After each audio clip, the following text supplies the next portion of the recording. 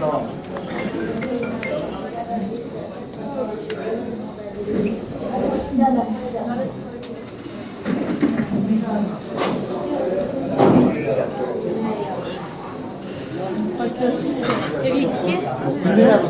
Ev iki. Ya çoban da aldı, taş yuvarlanmışsın. Çoban mı? Nasıl olmuş? Nerede olmuş? Ben almışım. Ya gideyim.